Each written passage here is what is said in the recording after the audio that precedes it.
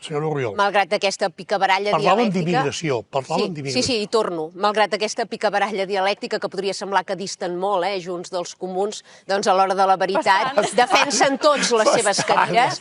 S'ha denotat amb moltes votacions al Congrés espanyol, on han votat regularitzacions massives d'immigrants il·legals que han contribuït a la tercermundització de Catalunya. Tenim uns partits polítics que viuen en un altre món, en un món paral·lel, i no perceben la realitat que patim als carrers. I d'aquí plora la criatura, de que no són conscients de la realitat, que la ciutadania pateix cada dia als carrers, de la inseguretat creixent, de que la senyora Maria no pot anar sola a treure els diners del caixer, perquè cada cop que hi va la fumen per terra per estribar-li el bolso. Però, esclar, des de les casetes ajardinades i amb seguretat privada, això la casta política no ho veu. I ens han deixat un país que fa pena, i qui el pateix som els ciutadans de peu. I per això Aliança Catalana ha fet irrupció a les institucions, per capgirar aquesta situació i retornar el país al camí del seny i l'ordre.